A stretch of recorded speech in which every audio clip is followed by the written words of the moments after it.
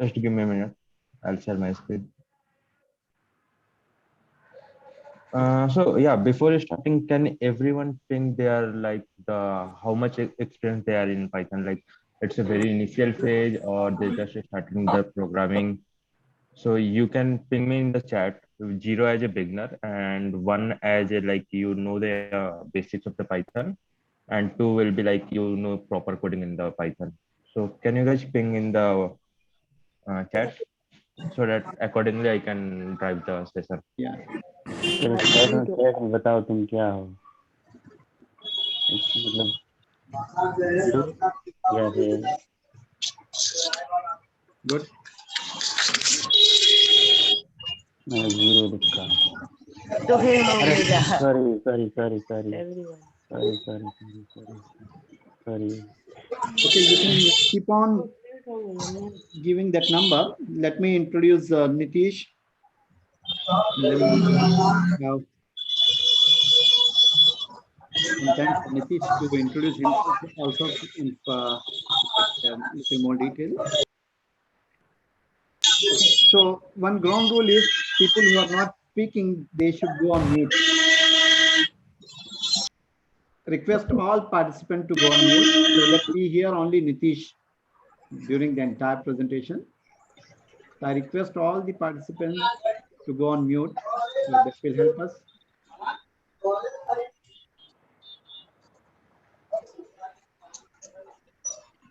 Thanks a lot. Okay, so welcome all of you to Millat Foundation for Industry Research and Development.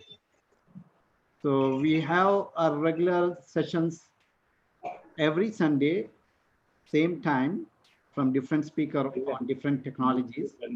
And today we have Nitish Kumar here, and we are fortunate to have him here.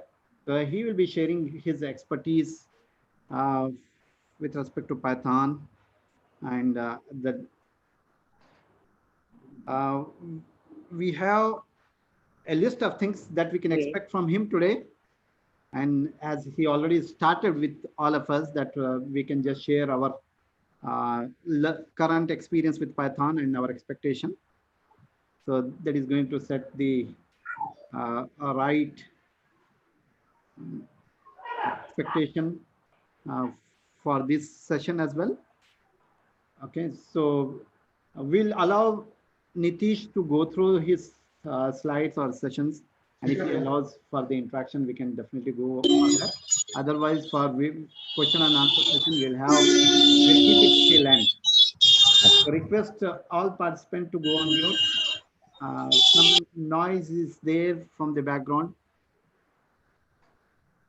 Okay. Nitish is currently working as senior software engineer with Kuliza. I think the company is doing a great work for the digital transformation of the financial companies, and I think a lot of work is going on there. And he has gone through multiple companies, so having great experience and learning from various companies. So with his experience, so I think it's a right time for us to learn from him when he is on to Python, so that we get more out of it. So over to you, Nitish, to take us through your brief journey in industry.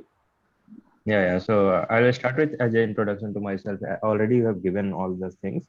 So I started. I am a graduate in computer science, and after that I started programming in different languages. I started with the PHP, then I moved to the Python.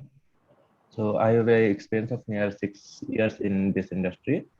From the very beginning, I'm in the building of the softwares and converting the normal process into the automated online process and developing web apps and all. So as I can see, the most of the are at zero level of the Python, so they just started Python or they just willing to start. So I'll start with the very basics so that everyone will be on the same page at the end of this session. Just to share my screen, I need to restart this one. So I'll join back again. Because of the permission issue, I just downloaded the Zoom. So it will tell me to rejoin after Okay. giving the permission. Okay. Please go ahead. We'll wait for you.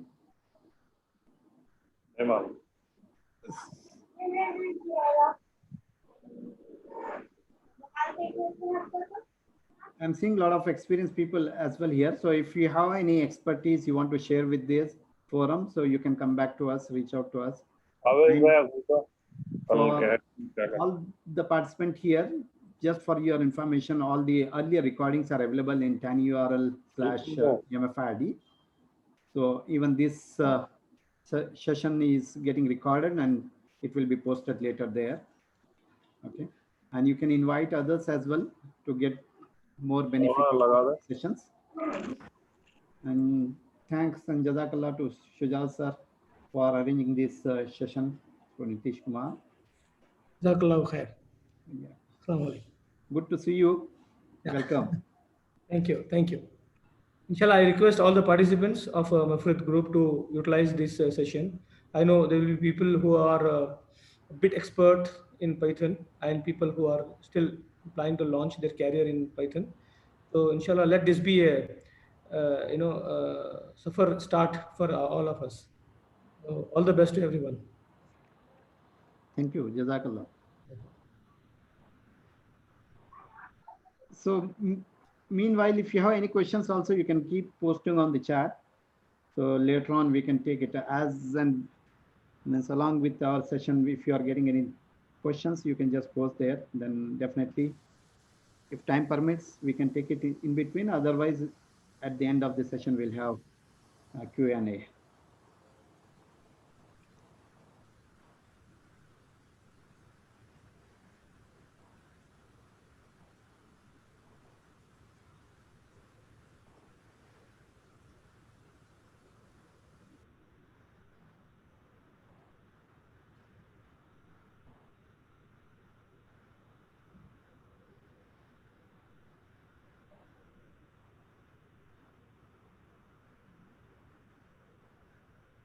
Yeah, so can Yes, everyone see my screen?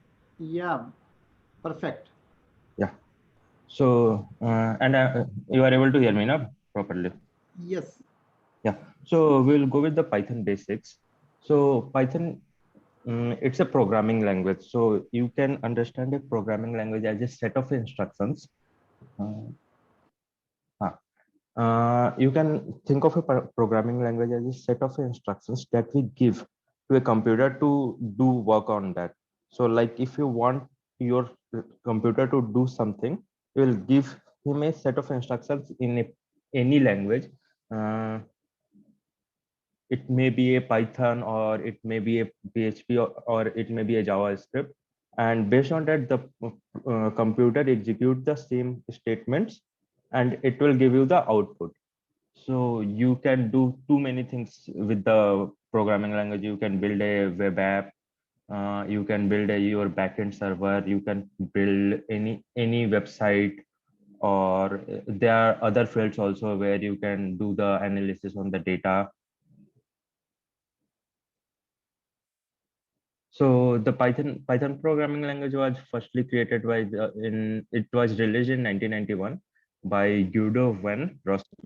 So he was a software developer at a Google, and his side project was a Python. So with his side project, he started Python, and later it become popular, and everybody started, and Google made it open to all. So it is used for the web development, software development, and doing some operations in the mathematics and system scripting and all. So if anyone has any doubt in between, they can ping me in the chat so that I can go through that one also at the end. So why we use Python and what Python can do? So Python can be used used to create a web interface or web applications. You can create a backend using that. You can create a software and workflow, and you can connect with the database. Database is nothing but where you store all the data of your client, or your, if you are in college or you are a student, all your data will be stored in some of the database server. So Python can connect with the database server, and you can fetch your result, and it will be displayed on your computer. So it can also handle the complex mathematics and big data. And if you want to start anything, or you want to build any app, you need a backend for that. So every mobile app needs a backend to run. So all the data that you see in your current mobile app, it fetches from backend. So backend is a server where you can write any application in Python, and that will connect with database, and it will give you data on your mobile application that you are using on daily basis. So before starting, everyone will ask why Python. So Python is very easy language. It's similar to English language. So mostly whatever you think in English now, that you can write in Python, and it's on every platform. So it is in Windows, Mac, Linux, Raspberry Pi, and you can think of any system, and their Python will be there. Either it will be by default installed, or you can install it easily by using a simple command. So that's why mostly people prefer Python, and with it's a interpreted language. It means that whatever you write in Python na, that will be easily interpreted by interpreter, and it will be executed on the system. So anyone can check if their system has a Python or not by typing a simple command in a terminal. So you can go to terminal and write Python 3 dash dash version. Or if you don't have the Python, you can easily go to the python.com, python.org/downloads, and you can download the version of a Python. So meanwhile, I can show you how you can do that. I'll just go here.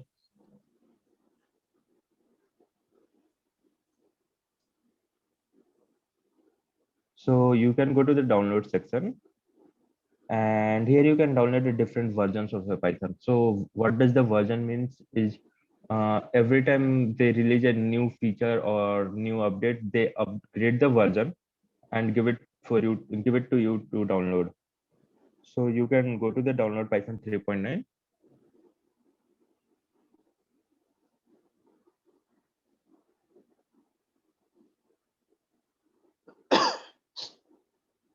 And just a click, and you will download a Python.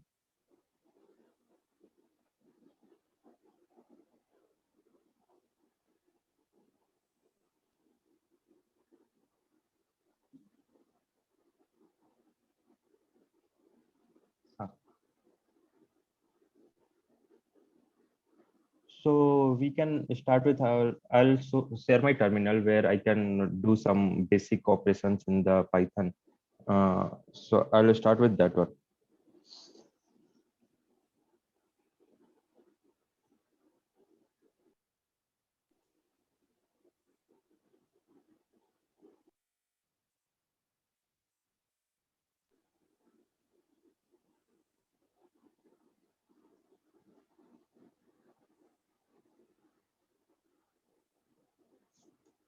So like here, can you see my screen?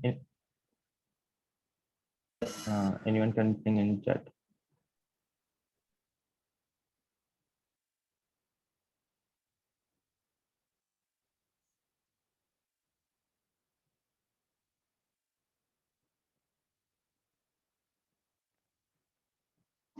Yeah, we are Yeah. seeing. So you can go here and write Python 3 and dash version. So it gives you the version, which version of Python you have installed. So there are two types of, there are two different Python versions. One is the Python 2 and one is Python 3. So you don't have to get confused with this version. They have over the support of Python 2. So now you have to install Python 3 and work on that.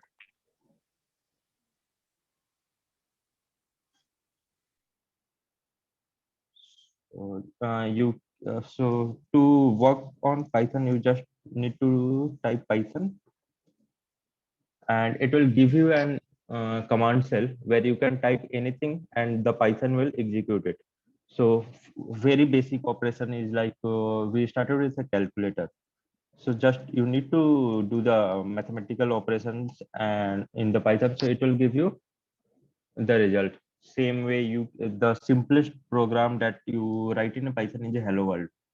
Uh, when you start any programming language, we go through the hello world program. So in Python, just to print hello world, you need to write just print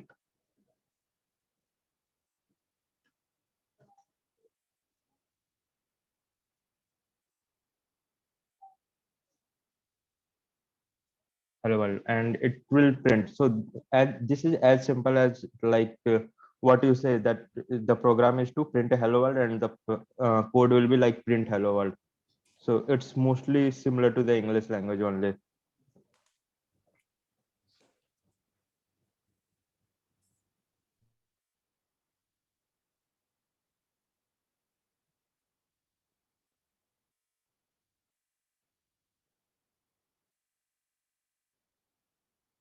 So this is the thing that I just showed you. This is our first program that you can do, you can write in Python.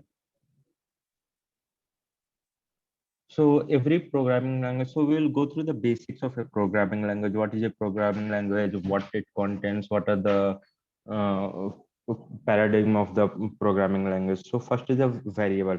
So we'll go through the variable. Variable is nothing but a area of a memory where we can store any variable. So then we will ask what's a variable. So anything that we store in our computer is a variable. So like in while writing a program, if we write a equal to 10, so a is a name of a variable and the value of a is 10. Similarly, name is the variable and the value of name is John.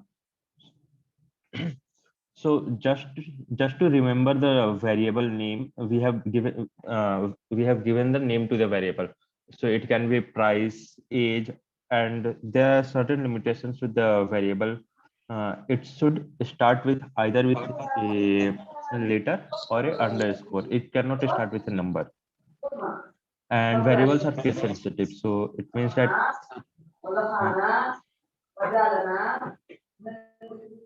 so if it means that if you type a equal to 10, so if you want to check the value of a, what is the value of a later, so you can type a and it will give you 10. Similarly, when you make it the upper letter and it is 20, so these are two different variable, a and a. So when you check the value of a, it will get a 20 and value of a is 10. So this is what you mean by the case sensitive. Variables are case sensitive.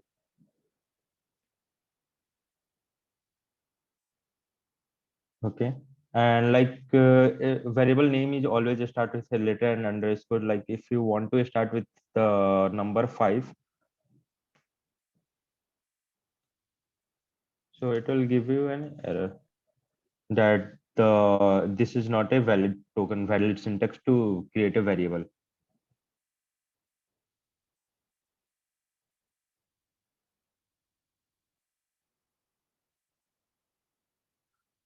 Then we come to the types.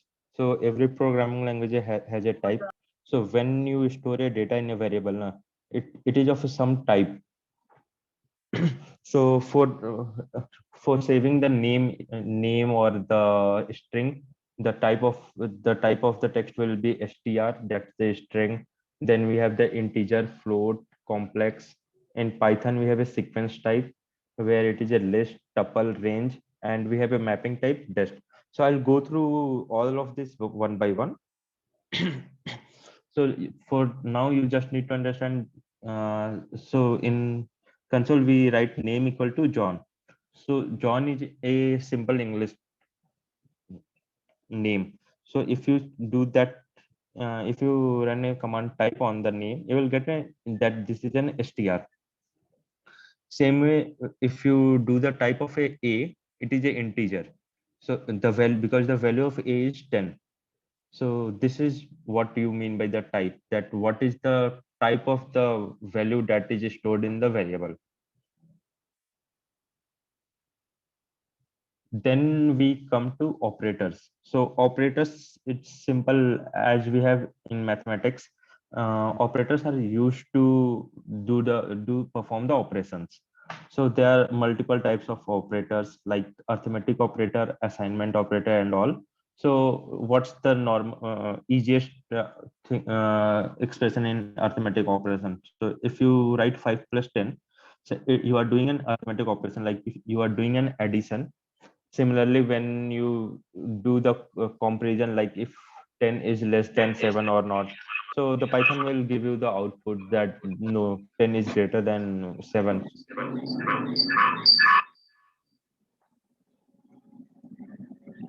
Yeah.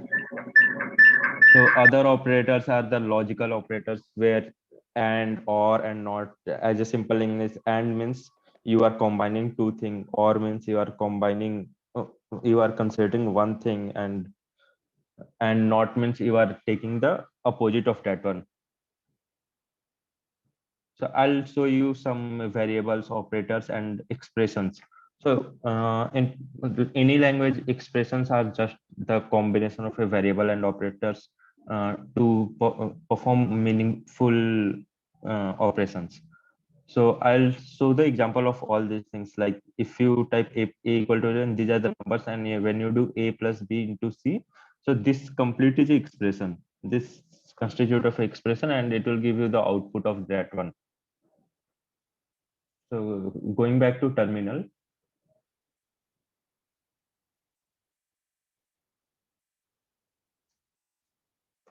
So already showed what is a variable. So next will be operators. So when you do 10 plus 20, then plus is an operator where it's just calculating the. Then you can also check if it's less than or equal to. If we do 10 equal to 10, so it will give you the true. And same way, the expression can be complex expression, and Python will be easy, will be able to solve it. So like if we do a equal to 20, b equal to 30, and c equal to 40, and you can do a plus b to c, and it will give you the value. So you can use program Python for all these things, like simple mathematical operations and all.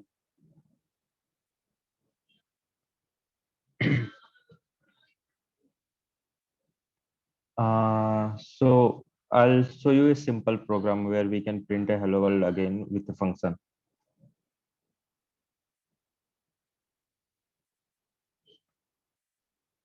So I'll explain the program flow control. So flow control is the how the code will be executed in Python.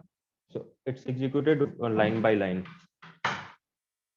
So if you have created a program of 5 lines, the program flow will go from the first line, second line, third line, fourth line.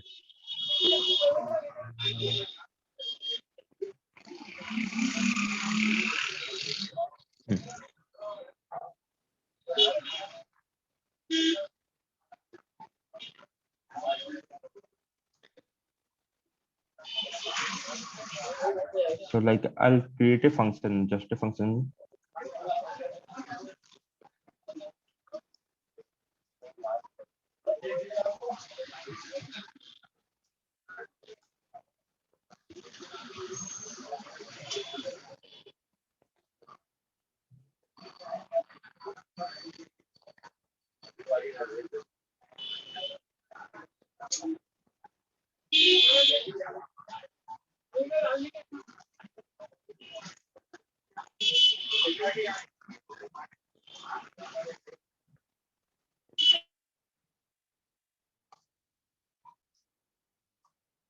So when you, so I have created a function. So this is a function with def is used to define a function, and this is the name of the function. then I have created a 3 statement inside that function, that line 1, line 2, and line 3. So it executes the program one by one. So first line will be executed first, then the second line, then the third line. It's like when you give a computer a list of statement to execute, it will execute in the manner it is given to it. So when I run flow, it will print line by line, line 1, line 2, line 3. So this is called the program flow. And here we can use some statements to change the flow of the program flow. Like if like in normal day-to-day life, we want, if this thing happen, I don't want to do other thing. So this is the same thing that we can apply that logic in the Python. Like if 10 is greater than 5, then we'll take 10, otherwise we will take 5. So these things can be used to control the flow. So for controlling the flow, we have if else, and I'll show you the some example of if else. So similarly in the, again, I'll create a function def flow only. And inside this, I'll first print line 1. Then just to skip printing of line 2, I'll put if, and I'll mark it here as a false.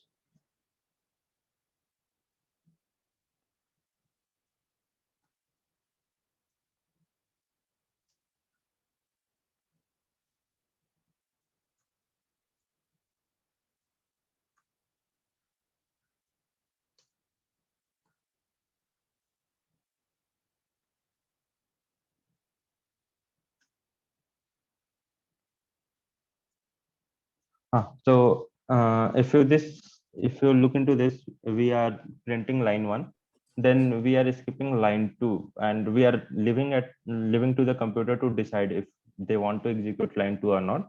So this is the if statement using which computer can decide do interpreter need to go inside this one and print line 2 or not. So this, based on this true and false, like in real life example, if it's true, we will print line 2, and if it's false, we will not print line 2. So in this case, the line 2 will not be printed. So if you just call flow, you will only get line 1, line 3. So this is how you can change the flow of a program and append your logics inside that and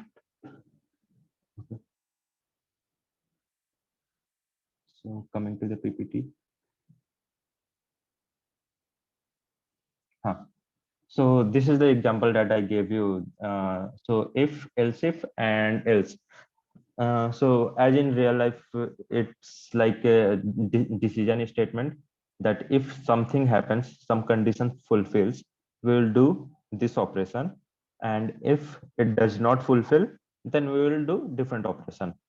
So like you can see an example here, a equal to 10 and b equal to 25. So I check here that if a is greater than b, then we'll go inside. If a is greater than b, so this statement will be evaluated by the Python that it's true or false. So we have a equal to 10 here and b equal to 25 here.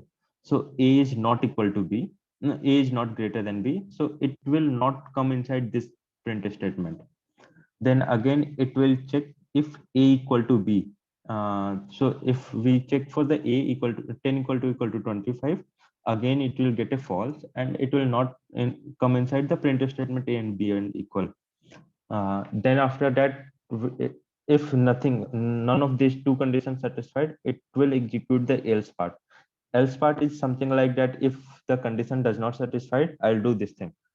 So here we have written b is greater than a. So this is the only possible option. If a is not greater than b and a is not equal to b, then what else can be? So b is greater than a. So this is how you can control the flow of the program in the complex scenarios also, where you can write a multiple line of a code in the first block, then you can write different code in the this block, and then write some code in the else part.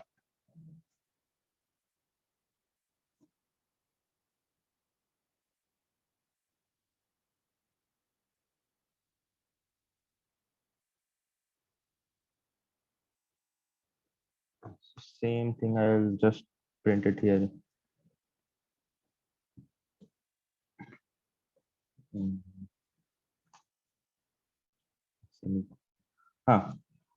Then Python can be used to work on the repetitive task. So like if I tell you in Python, if you want to just print a hello world, it's very simple. Like we do print this one, hello world. Now if someone tells you to print this hello world for 10 times, what will you do? So you won't just go and start writing the hello world statement 10 times like this one.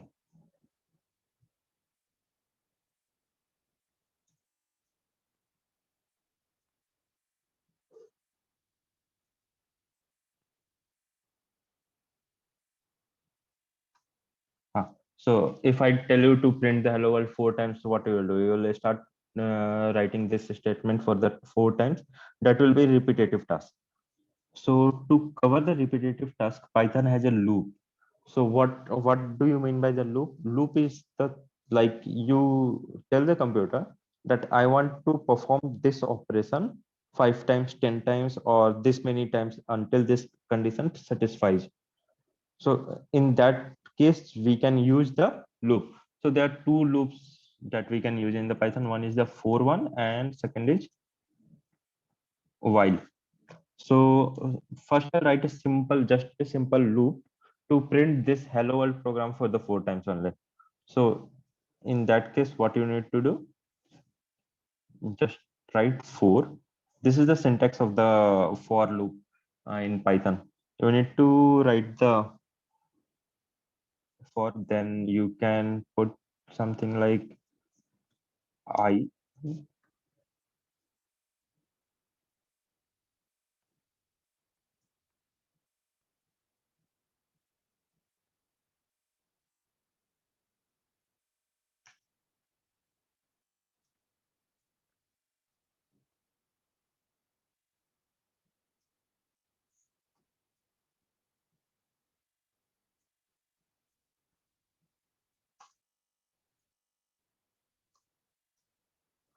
So this is how you can simply type print the or do the repetitive task.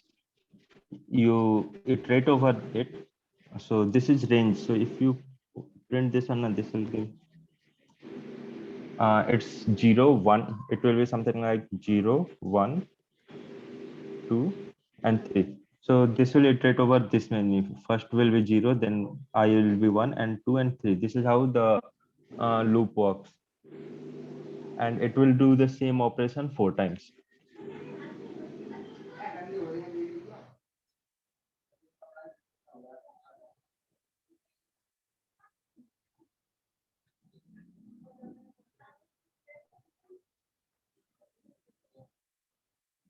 So now I'll come to the data types that we have in Python. We have list, we have tuples, we have sets, and we have dictionaries. These are the 4 basic data types that is important to work on anything in the Python. So I'll go through all of this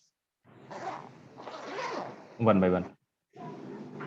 So normally what we do, we store a name in a variable. So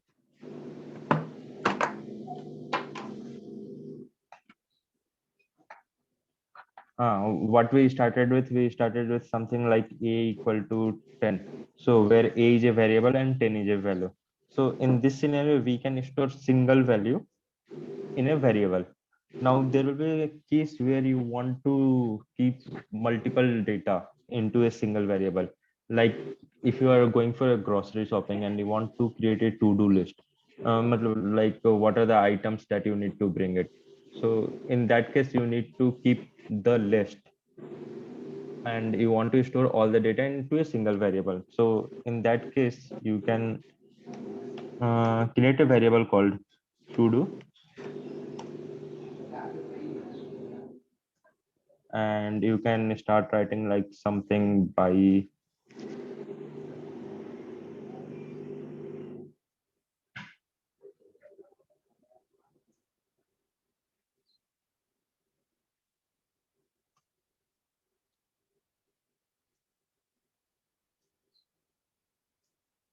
and it will store all the data into the to do single variable. So now if you want to print anywhere to do, you just write the name of the variable, and all the data that it contains will be shown to you. Similarly, you can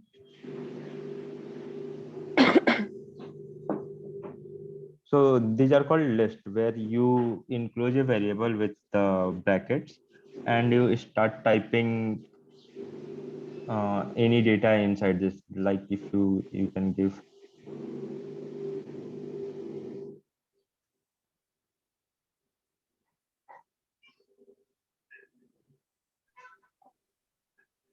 so these are the list of fruits that you got, and now there are multiple operations that can be performed on the list. So uh, anytime you want to know how many fruits you have added in the list, so you just need to type len and then fruits. So you will get 3. And so similarly, you came to know that how many you have added. So if it's a very big list, then you don't need to go through all and start counting and all. You just type the predefined function len, and it will give you the length of the iterables that is inside. So fruit. So fruit is the list of the fruits we have, and it will give you the length 3. And now if you want to get now list, this is the list, this is what we called as a list. So now you want to add other, like if you want to add other fruit in the fruit list, so you can do like fruits dot append. So what append will do, it will add the other item into the list. So like if you forgot something in to add in the list initially, and now you want to add, so you can just write it here.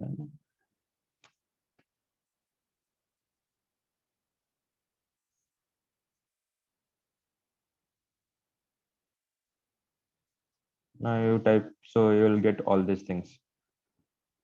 And similarly, you can append it, you can remove, and you can just, if you want to know that what is the, so if you see here now, this is the list where each item, so this one is the one item, apple is one item, orange is one item, banana and grape is one item. So like if you want to access apple, just the first item, you have to do something like, so you can write 0. So 0 is the index of apple, so because it starts with 0. If you go through the list, the 0th element will be apple, first element will be orange, second will be grape. So if you print fruits of 0, then you will get an apple. If you do fruits of 1, then you will get an orange. And similarly, if you want like apple and orange in this, like you have created a list, now you want to separate that list into 2 parts. So you can divide this list by slicing. Like you can do something 0 to 2. 0 to 2 will be in one list, so apple and oranges goes to the one list. Like you can write list 1, and then you can write 2 to till the end, it will be in list 2. So now if you check the list 1, this one is apple and oranges. If you do list 2, it will be grape and banana.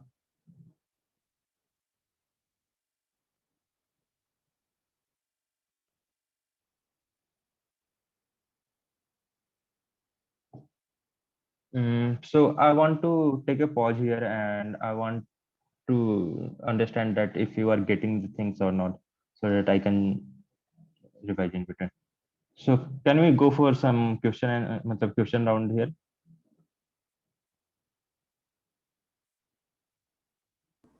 Yeah, just there was one question. Can I insert at any position? Like append will append in the end. So if I want to insert on the second, Shaidaf sir? hello Nitish, you are getting my question? Hello, I'm audible? If you have any question, you can just ping me in the chat. Yeah, there is a question in the chat.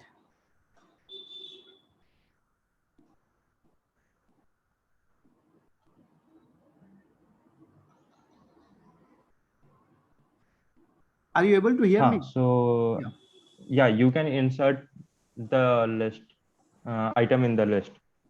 Like if you want to change the content of the list anytime, you can change it by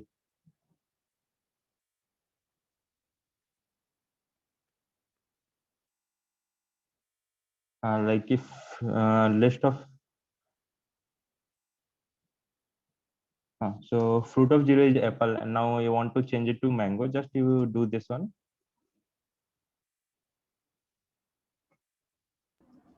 And now when you check fruits, the apple is replaced with mango, then oranges, grape, and banana. This is there are two. Let's say, Nitish, are you able to hear me? Hello. So what we have written is this one is 2. Then if Hello? the list is too long and you don't know the length and you want to include it till the end of the element, so you just write a colon and you don't give it the parameter here, so it will take till the end. So this is same thing you can do with the start also.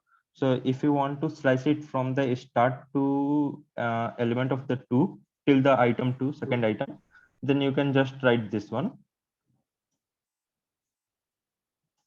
and you will get the first 2 item. And if you want to get the item from the list from the second to till the end, then you just do this thing, and you will give you need to write the index from where we need to Python need to start slicing, and if you don't mention the end, it will slice till the end.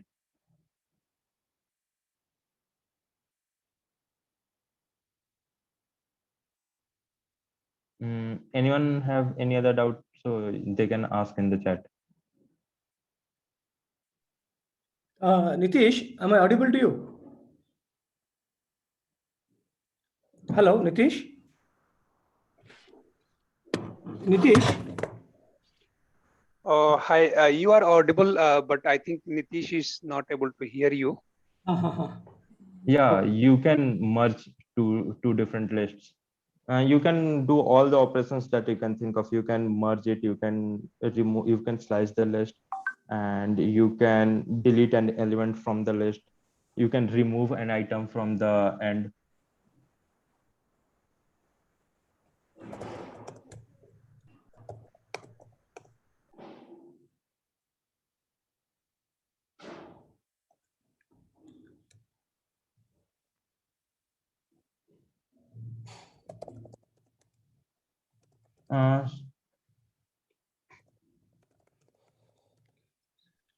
So whenever you want to insert into the specific place, that will replace the item that are already there.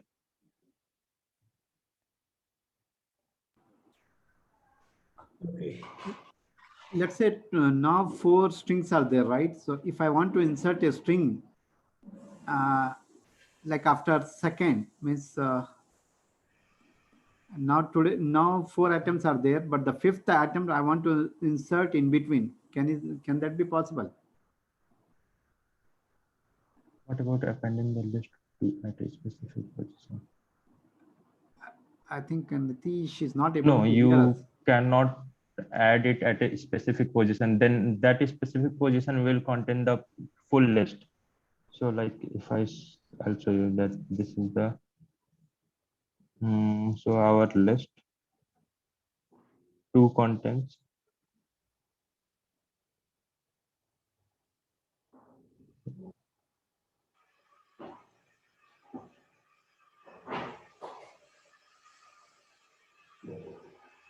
Then we can so like if you want to add list 2 at the specific place, what it will do, it will not happen, it will just add at the index level 0, it will add the complete list. So now if you see, this is the nested list.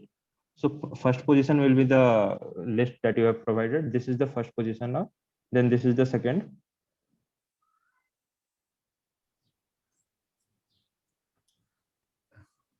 Nitish, I think the question is different. Basically, they want to understand where exactly a specific place you can insert. I think that you can do it from the list dot insert and give the index and then the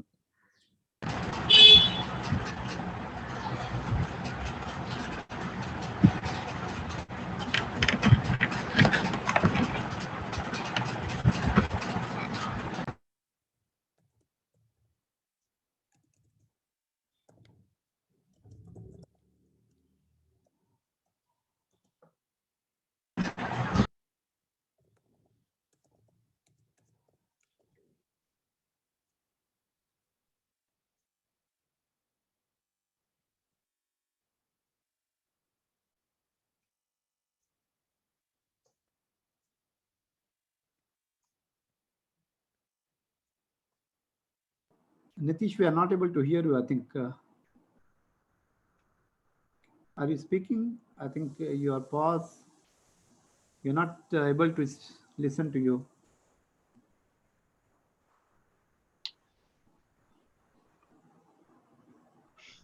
Sir, why? I think he is disconnected. Maybe he's trying to reconnect again.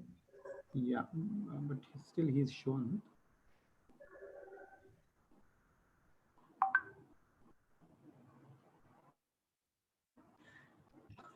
Saeed, I think you can see my chat, right? Yeah.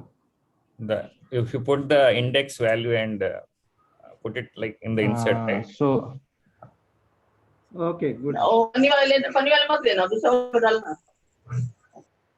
Okay. Hope that answers your question, right? Moving from the list, we have the similar data structures. Similar data types like we have tuples, we have sets, and we have dictionaries. So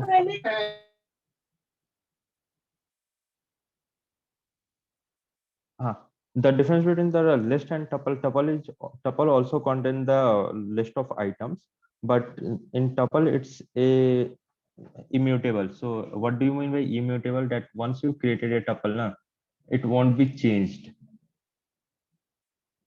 Like if I have created a subject with math, science, Hindi, and English, then we access the subject math, and when you want to change the subject from math to history, then it will give you an error that item assignment cannot be performed on the tuple. So tuple is for like if you want to define the constants or the things that cannot change during the runtime of the program, then you define the tuple in that, so that the new process can come and change the value of that one and your program behave.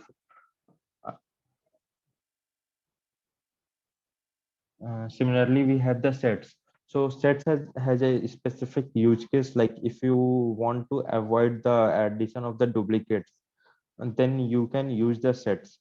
Like a set can be defined using the curly braces, and inside curly braces you can add all the everything that you want, and it will only take the unique value. Like if you see here in subjects, I have added math, science, Hindi, and again I have added maths. So in that case, the subject will only contain maths single time, then Hindi, then science. And but if you want to add any variable, like any value in the sets, you can easily add it by using the add operation dot add and the history. Then the subject will contain all these things: history, math, Hindi, and science. You can also remove it, like subject dot remove, and you give the name of the element that you want to remove. That will be removed from the set.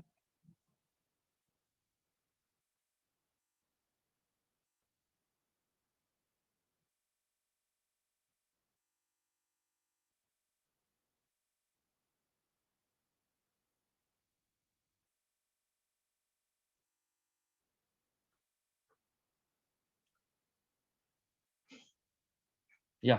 So coming back to, we have the functions. So functions is like a breaking the long program into the smaller code, a smaller functional code.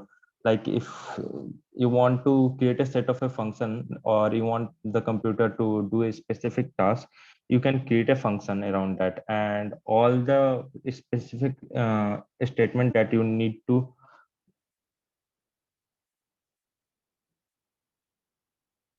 Mm,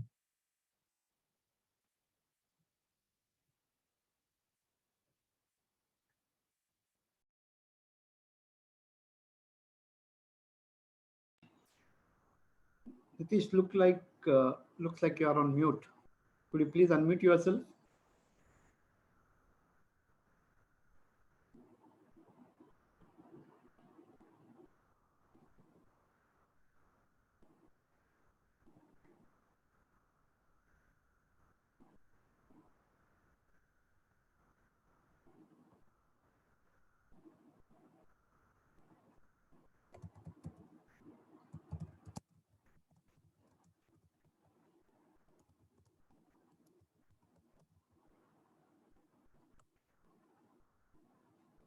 Nitish, you are on mute. Could you please unmute? Actually, I'm not able to hear matlab any sound from the participants. So, is there any specific setting that we need to change? On your keyboard, you just check if speaker is okay. Let me just. Shadif sir?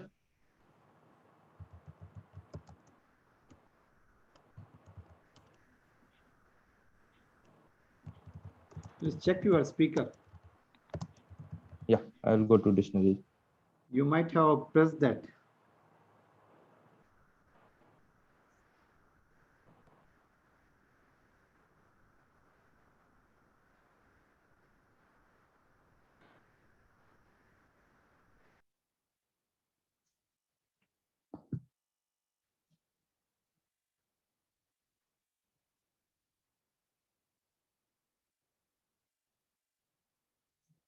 Yeah, so I'll go through the next data type, that is dictionary. So dictionary is used to store key value.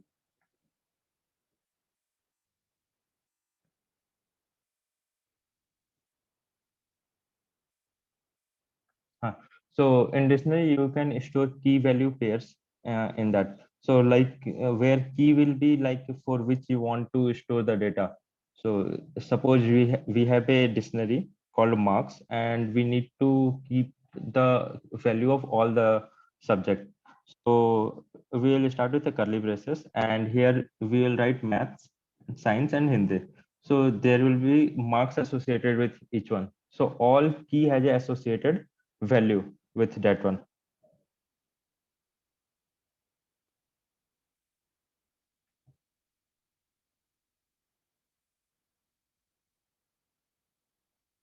So I'll show you it here.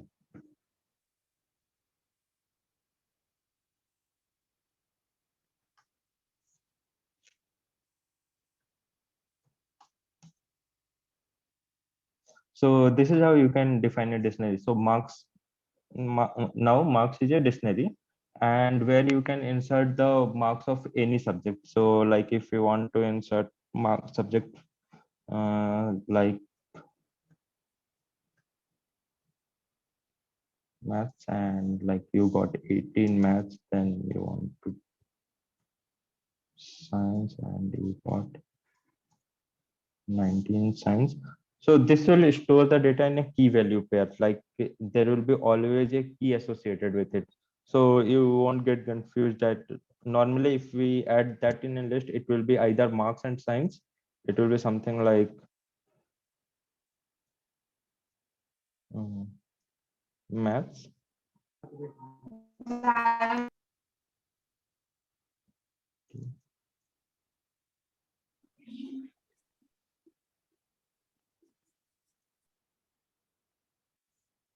So if it's a list, you won't be able to tell that what is the value of which one, because this can be reassembled and all. So just to make sure that we have a key associated with it, so we have a dictionary where we have a key associated with it. Now, if you want to get the marks, so it will give you that you got 18 maths and 19 science. So you can access the single element also. You can access a single element just by writing the key. This is maths is a key, science is a key. Like if you want to do,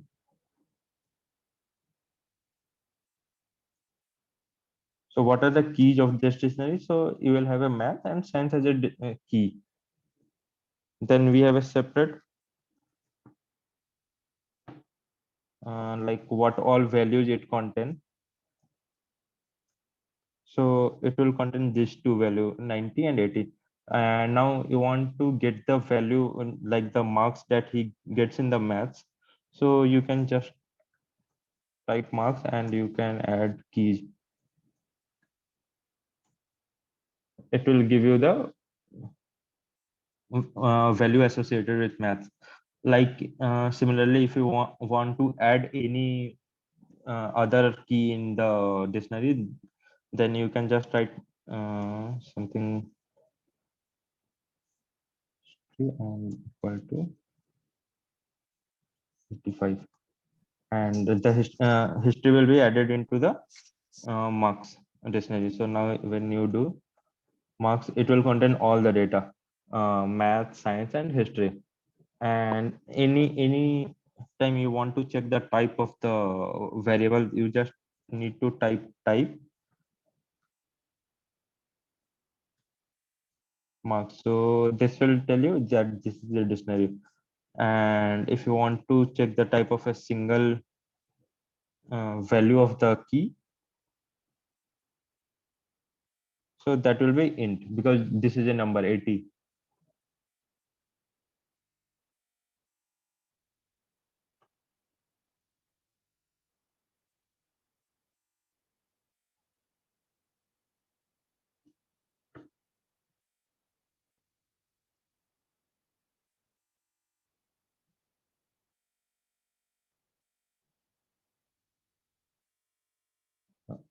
Other thing that you can remove, if you want to remove an item, you can pop, you want to pop the item from the dictionary, you can also do that.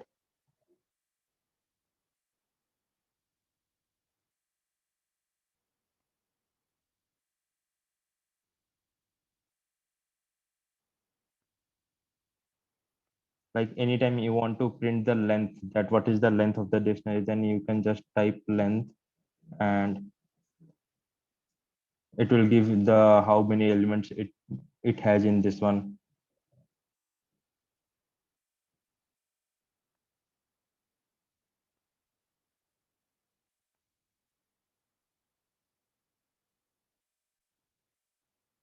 You can iterate, you can iterate it over using a for loop. Like uh, you can go through for, like if you want to print all the elements in the dictionary, just you can go through one by one,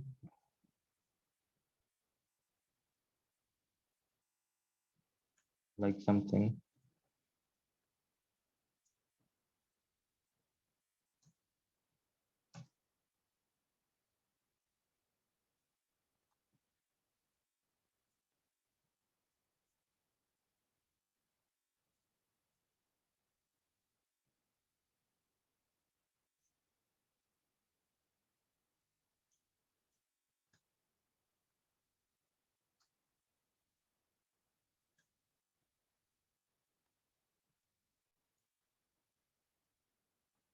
So this will iterate over the all the items that we have, and it will give you the key and value. What is the key and what is the value of this one? Like if it's a very big dictionary, you can iterate over this. Like so, it will go through one by one. Like you want to check what the marks dot item do. So if you want so it will iterate, it will give you all the items. So we have maths and we have another item science with 80 and history 85. So this will iterate over every both of the things. Like this one item, this will be second item, and this will be third item. And when we do key and val, is the value of the math will be stored in key, and value of the marks will be stored in the value. So this is how we do the unpacking. Like this is a tuple.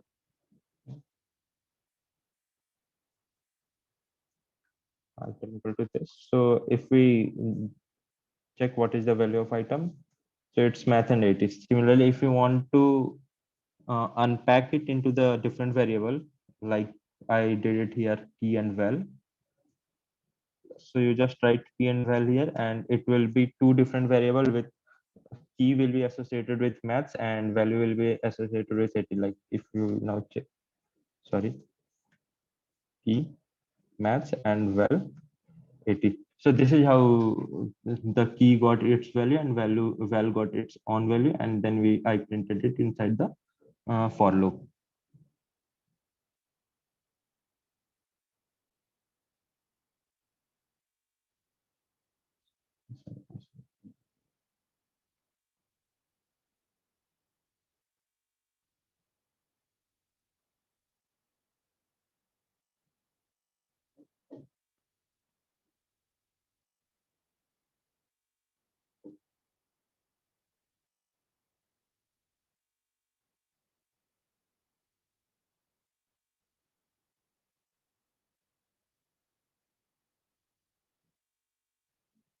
You can use insert also. Insert is a function that you can use to insert at the index. Then we have something called two-dimensional. Like suppose this is a list where 1 comma 2 comma 3.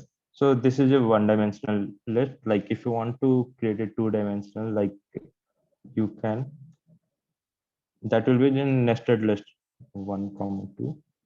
Then this will be,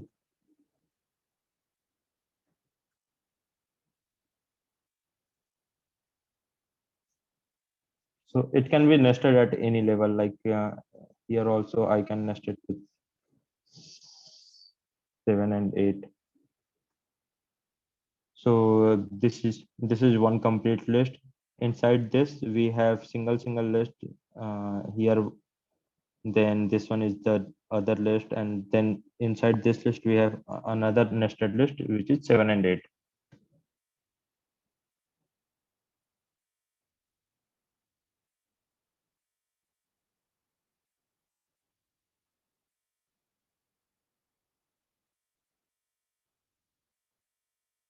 So Shilpi is asking, I'm asking.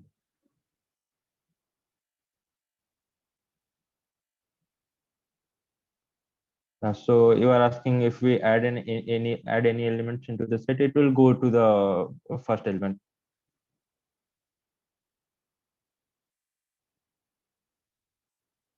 It prints like that it's on the first element, but the ordering will be the same.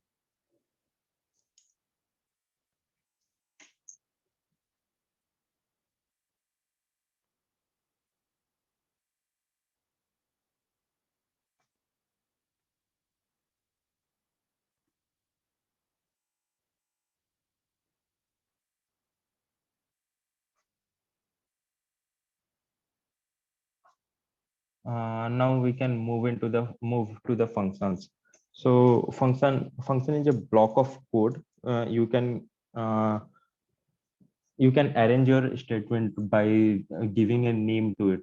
Like if you want to calculate the average of the marks that you received, so you can create a function to calculate an average where it will iterate over the dictionary. It will add all the marks and it will divide the marks by the number of subject, and you will get. So we'll start with simple function. So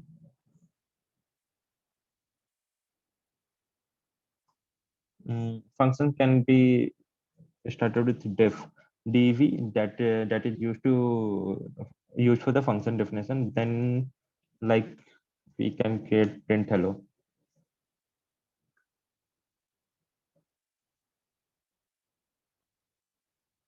And this is a very simple simple function that just print hello. I'll go through this one.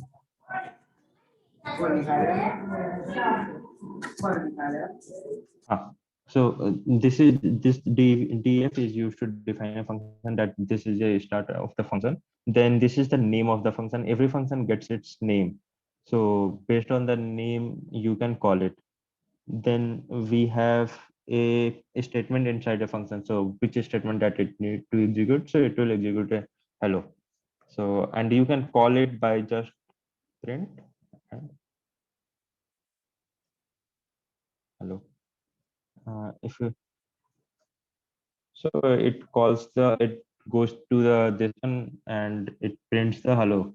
And now if you want to calculate the average of the marks that we have inserted, so we just have the marks. So what we can do, we can create a function def,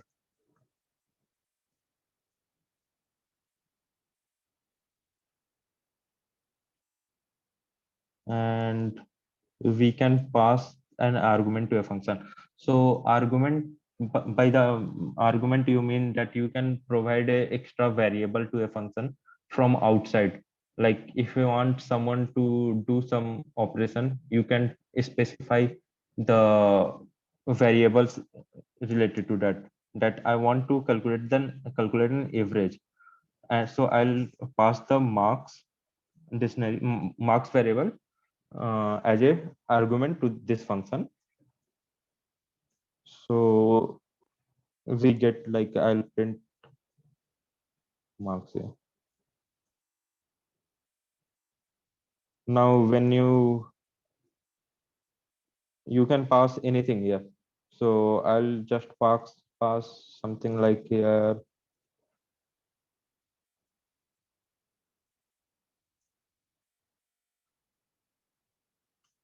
So it will just print the marks we have passed. So I'll complete this calculate average one. So what we need to do is we need to iterate over each of the subject, and then we need to divide it with the total number of the items in the list.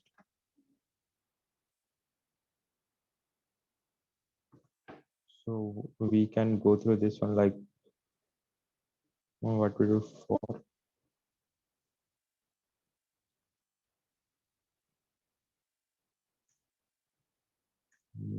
We need to calculate the total. That will be will initialize with 0. Then we go to the for loop and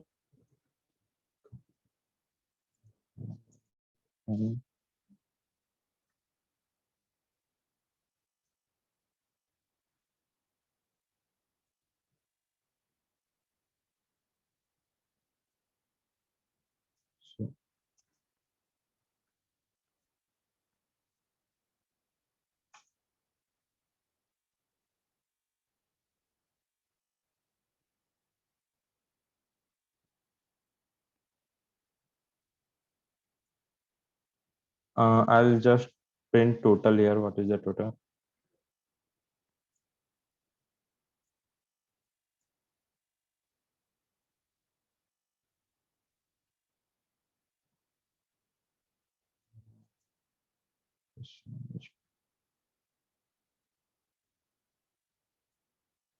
So I have mentioned str here in front of the total. So this is the changing the type.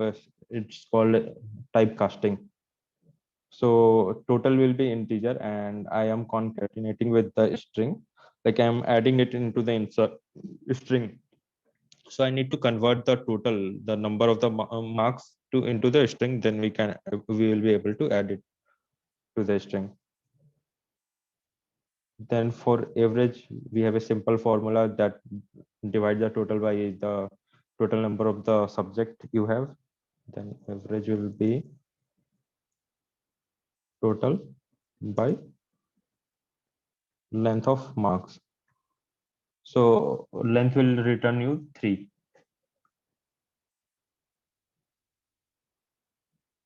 And here I'll print average.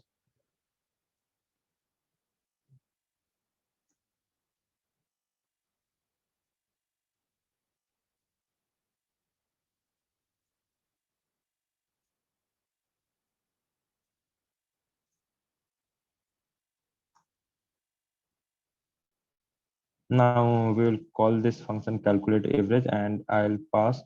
So we have a dictionary called marks. So we'll pass marks in this function.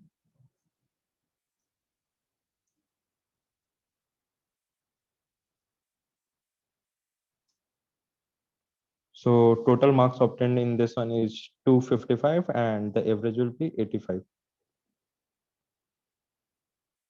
So now this is a generic function that does not depend upon the marks that we send. So we can just add any marks, and like we can change the marks in maths to something like 35. So now you got maths in 35, science 90, and history 85. Then when you again pass it to the calculate average, it will calculate the average, and now the average reduced to 70%. So this is a generic function. This is a list of uh, statement that you use to calculate the average of a person from its marks.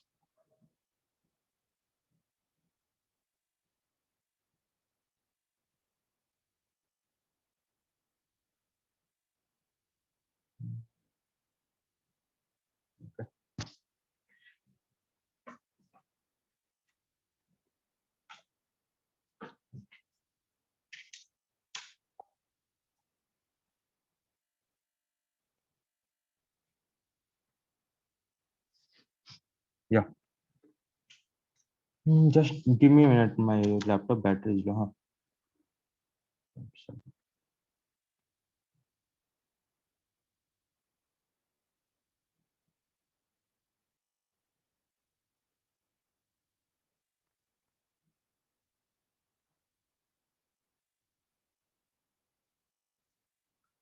Huh? Any doubt related to the function, like function definition or anything, you can ask me in chat.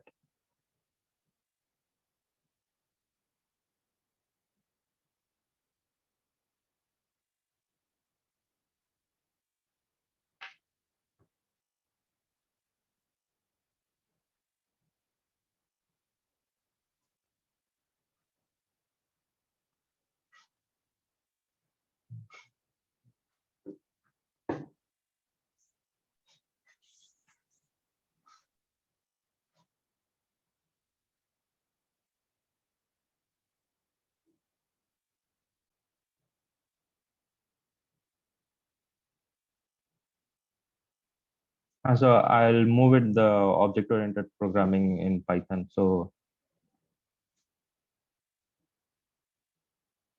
Uh, so currently we have the different types, like you can define a list, dictionary, sets, tuples. Then they are the built-in.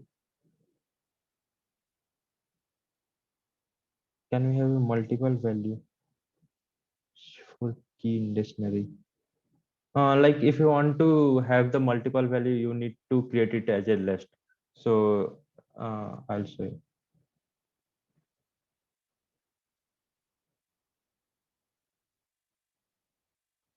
Again, like if you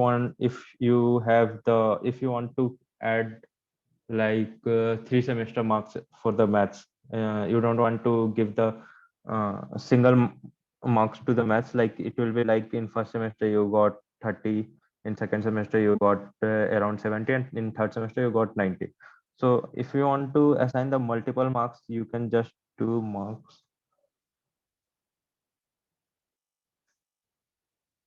maths, and then like again you can initialize it with dictionary so that you can give the key to the your value, like first semester, second semester, or third semester. Or if you just want to add the multiple marks, you can just use the list, like first semester you got 30, then third one you got 40, and then you got 70.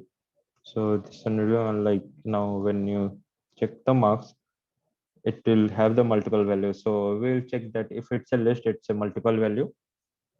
And then we have the non. Similarly, you can also like insert a dictionary here. Like I'll show you.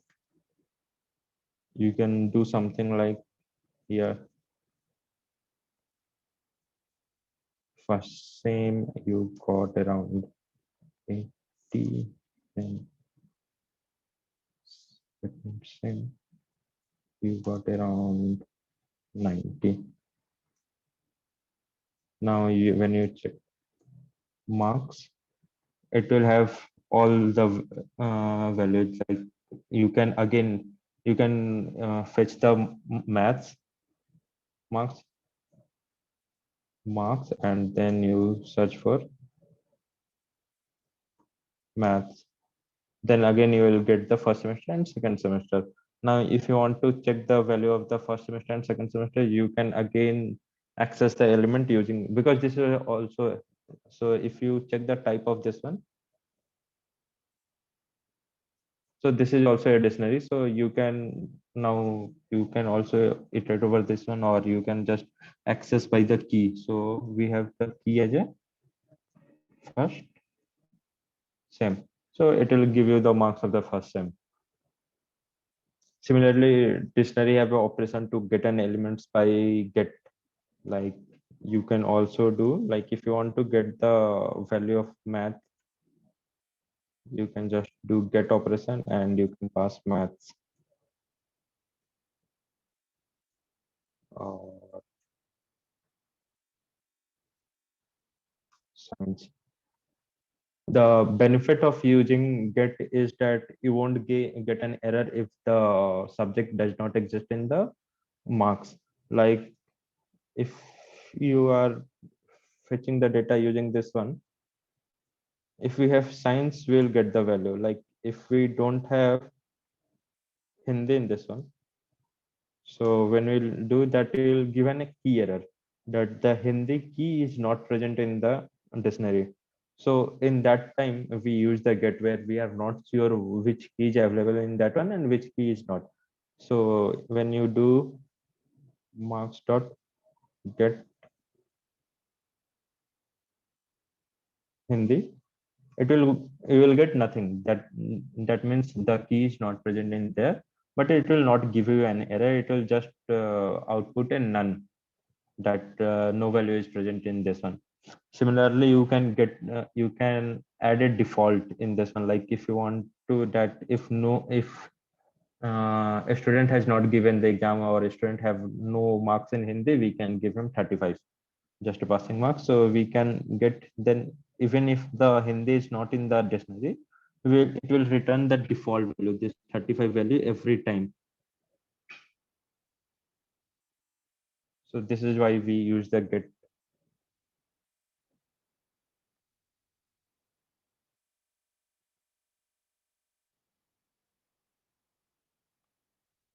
Huh.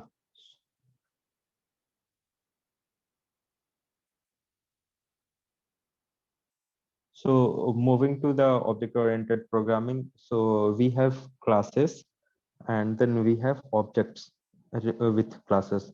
So what is class? Class is just a blueprint of object. Like when we create an object that will contain all the variables and all the methods that we have in class. Like suppose you want to create a object where you want, like suppose in real example, we have a person. So what will be the property of the person? Based on the properties and based on the behavior, we can create a blueprint of the person. So every time we create a person, it will be just easy to create a person. Like suppose we have a name of a person, then we have a person age. So in this scenario, what we'll do, we will always create a object with the person with name and age. So instead of typing it every time, we create a class. We just create a class. Class can be defined using uh, class here, and then again we go here, and we can assign any variable. Like we can have def, no, we can have like just the name equal to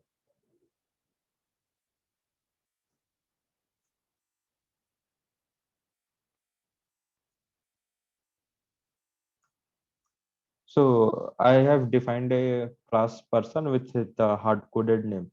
So if we create any object with the class, like suppose we created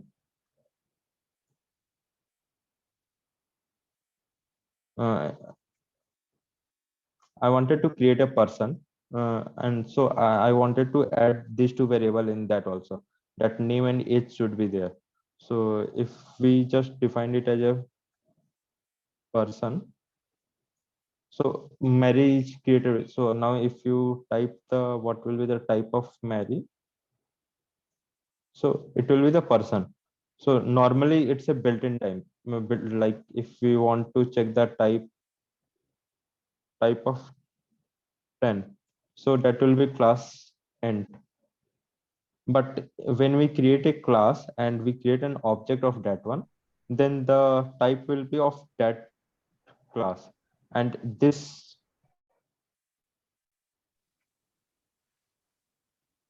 I'm not able to see your Python screen.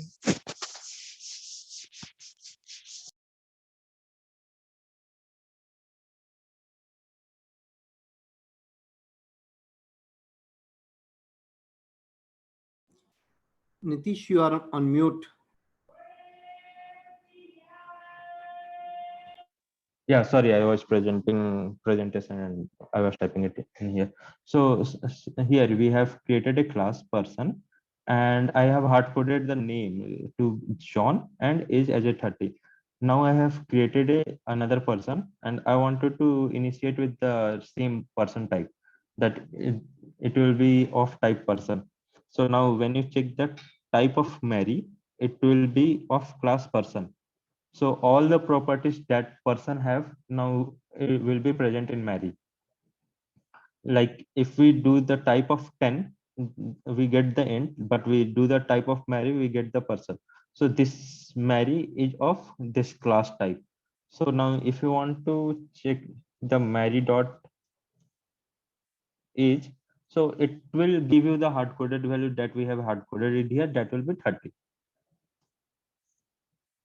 Mary dot name John, but we don't want to do this hard coding. That whenever we create a new person, we should be able to assign a different name and different age related to that person, so that we can do operations based on that. So for that we have a constructors. So what is constructor? So whenever you define a class, you will have a constructor associated with it to initialize the value, the initial value.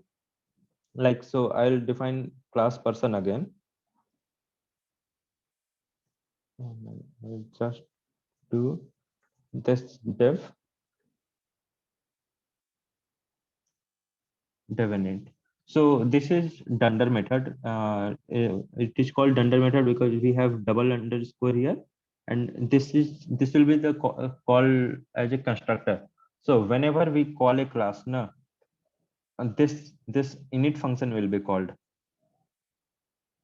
and then we can pass name and age here. And then we can write something self dot name equal to name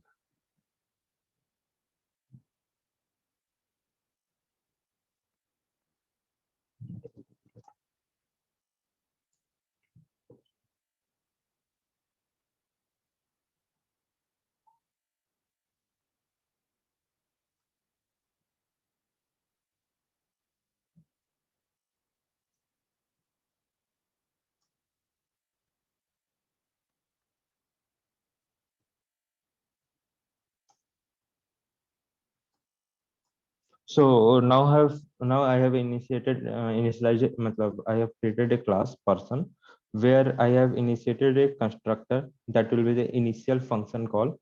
Whenever you call a function, it will be called, this function will be called. So in that one, we can pass the name and age, and it will create an object with that name and that age. Now, suppose we want to create a Mary, then I'll go to the person, and just to initialize it, I'll pass name as Mary and age as 30. So we have now, when we check the type of Mary, it will be class person. And when you check Mary dot name, it will be the name that you have passed. And like we can print age, the age will be 30. So like if you have to create 100 such person, then it will be easy to create. Just you need to do like person, and you need to pass the name and pass the age, and all the initialization and creation of this variable, that name and all, will be handled by the class. So that's why it's called as a blueprint.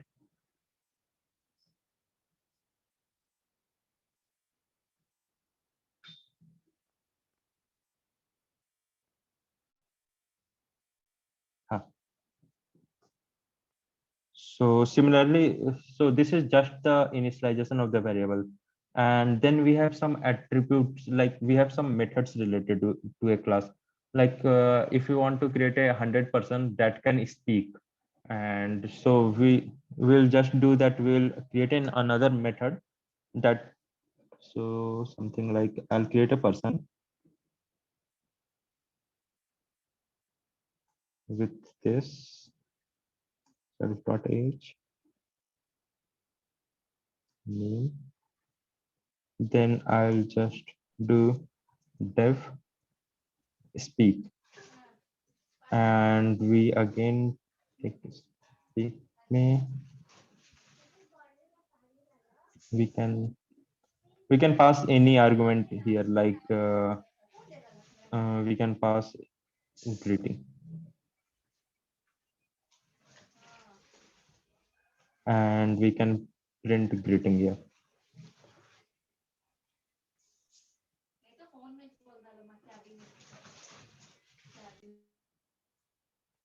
So now the class contain one of the method that is speak, and whenever you call a speak on any person, like again I'll create a Mary. So now this person has a method speak, which is used to do some operation. Like if you want Mary to speak something like I love Python. So when you send this,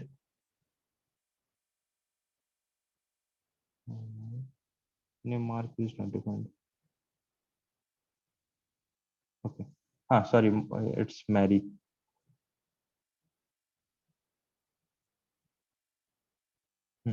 So actually I have defined a person named Mary. So I have to do Mary.speak to access this function. So for any object you have created, you can do this .speak, and it will echo back the same thing that you have passed it in here, because we are taking variable from here and then we are printing that variable. Similarly, you can do any operations, like if we wanted to pass 2 numbers to add, and that numbers will be added here, and we can give the return from here.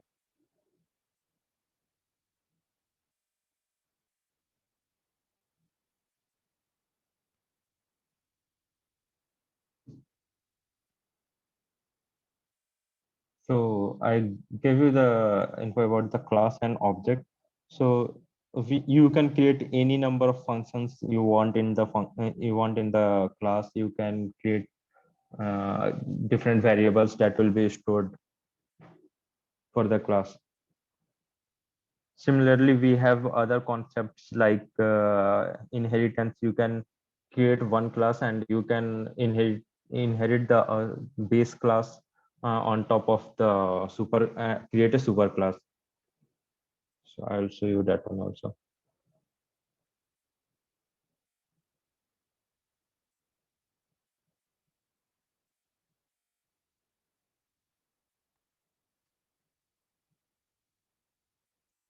Now, like if I want to inherit, I want to create any other class, super class that has the ability to speak, but also has ability to add two values that we pass. So like I can create class like student. So it will take person as base class. So whenever you add any class here, that will be taken as a base class. Like you will be inheriting from you will be inheriting all the values from that class. And then we can just add something, dev add, and we can pass.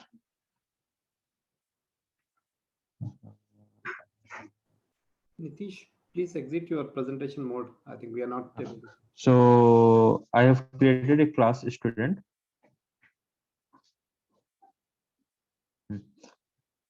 And I have take the inheritance of a person.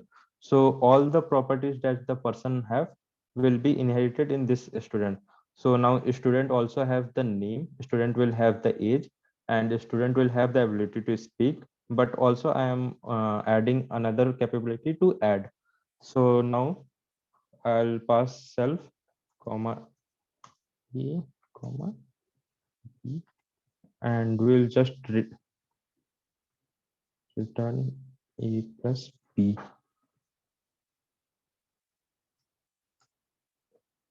Now we can create any student, maybe with student name.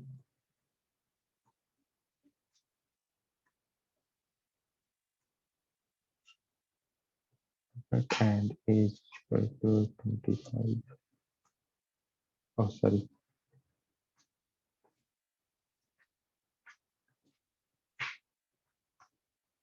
So now when you check robot, it's just a robot dot name. So this robot dot name, we didn't define it. So we have just inherited the class person. So everything that class this person can do now, that will be inherited in this one. So when we initialize it with robot and 25, in this class student, we don't have the init function. So when we don't have the init function, it will check on the base class. So base class is person. It will go to the init of this one, and it will initialize the value. Now a robot, you can also do something like a robot speak, and you can pass value like hello.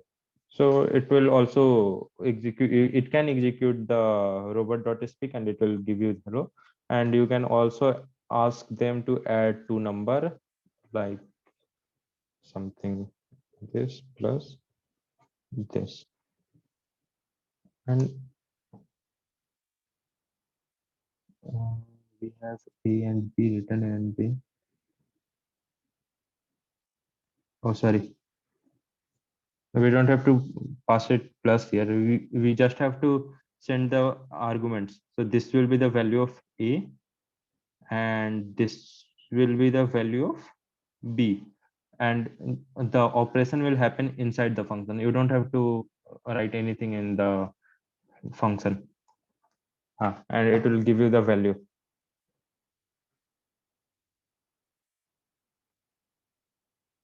So can we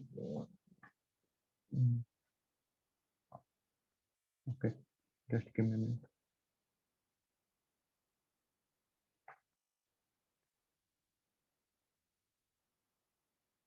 So we can go to the doubt session, like what all doubts you guys have, and I'll try to resolve that. Nitish, are you able to hear us? Yeah, I think he's not able to hear. Yeah, let me connect to him and then solve this problem. Just give me.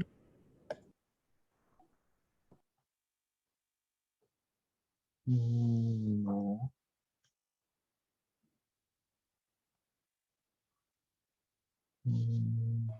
Meanwhile, I request participant to post your questions on chat window so that at least we have an alternate system with us to go through this Q&A.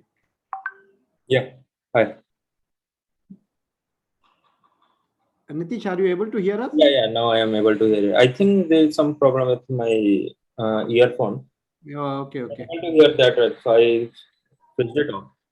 Good, no problem. We could manage with chat window. So now we were needing you are on at the right time, so we can go ahead. So request participant to go with your questions.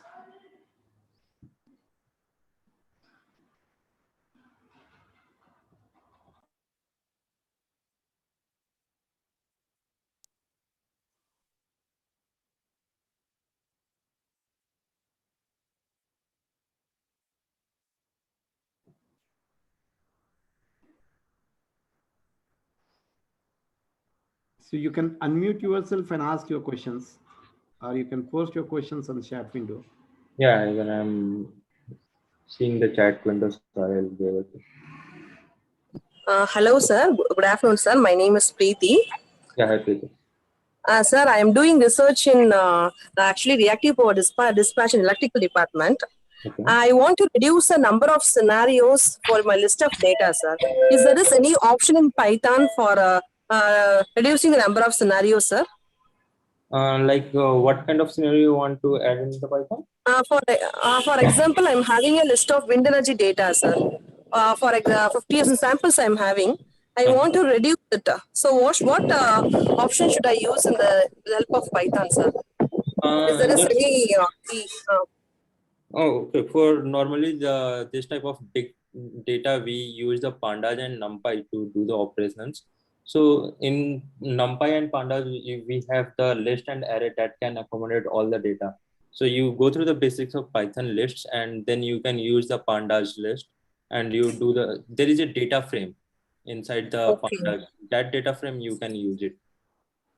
So it will also read the data from the Excel. So if you want to get the data imported from the Excel to the Python, you you just have to create a data frame. You can. Sir, I read that there is a unique function in Python library where it can able to shorter the number of elements in an array. That option is useful for me, sir. Which option? I didn't get it. Unique, UNIQUE, unique option. Oh, unique. The library. Okay. If you just want the unique elements, you can use the sets. You can create a set, and that item will be always unique. So no repetition of data. And no duplicates data will be present in set. So you can just do something like, if you have a list, you just convert it into a set. Okay, sir. Okay, sir. I'll show you. So like we have something called subject, and we have created a list with math. Okay, sir. Okay, sir. I will check it, sir. Okay, thank you, sir. So you can go ahead. Anyone can go ahead with the next question. I'll show you this one. Like if you again do math, then just so currently it contains both, and now when you just convert into the set and you pass subject to this one, it will automatically filter out the duplicate data and it will give you just the math and science. Okay, sir.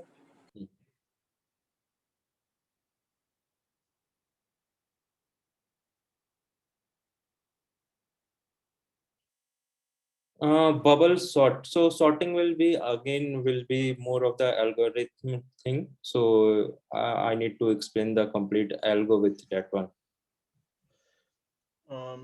This is for sorting of string values in the list.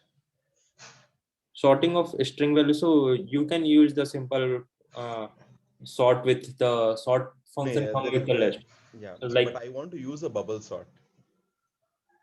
So what kind of algorithm we can use? Generally, we use this bubble sort. You need to algorithm for the integer. So should we have to use the ASCII values, or we can go directly with? No, you can go directly with the string. But the requirement is they want the bubble sort logic.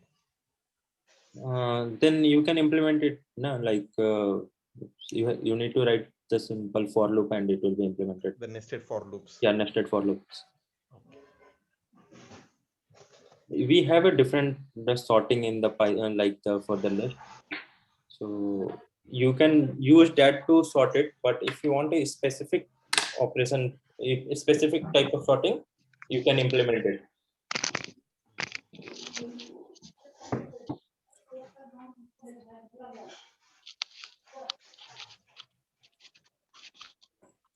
So just we do subject.sort and the subject will be sorted. This I am aware of it, but they are asking about bubble sort for the string list of strings, and they want in the first stage after first iteration, what will be the sorted value, after second iteration, what is the sorted values. So they want to show this particular outputs. Then you don't have any other option, like you have to use the custom created function. So you create a function named as bubble sort and you write it nested for loop. Okay. And after every operation, yeah, I have done that. I have done for the numbers, but I was just looking if there is any way to do with the string values. I was finding. No, you just type something like suppose this is A, and what we do in bubble sort is just compare, na. So when you compare A and B, it will already give you the result that A is not like A will be not greater than it. If you see this one, it will give you true. So B comes next to A, so A will be smaller than. So like if you want to check anything like AA and AB, which is greater, which is smaller, so you can use directly string for the sorting. Okay. You don't have to convert into the ASCII and use that. Just like okay, it will be again the same nested loops, but string values. Same nested loop and same you have to compare with the index value. Okay. You don't have to even think about it that it contains the list or it contains the number. Okay. Okay, then thank you.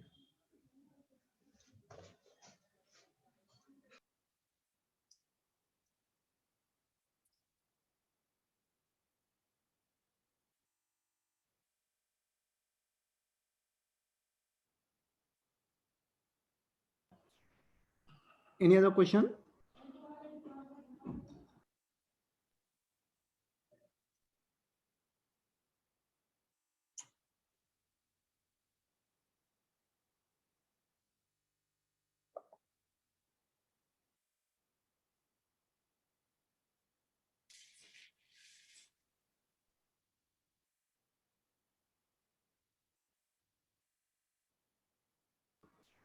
I think Nitish, we lost you or? No, I'm here. Okay. Afsar Bhai, I think it looks like there are no more questions coming from the audience. Yeah. I think let me take this opportunity to thank Nitish Kumar for a wonderful session. It's a very detailed, means for any new person also to learn Python. I know and hope people who have some experience also, it's a refresher for them. And some of the important things he has pointed out, I think it was a fantastic and wonderful session. And thanks for the beautiful questions as well. So that also added value. And I saw some few people were answering on the chat, complimenting Nitish efforts. Thanks a lot for all of you. And the recording is going to be available after a couple of days in the same URL which I posted. Again, it's here, tinyurl.com/mfird.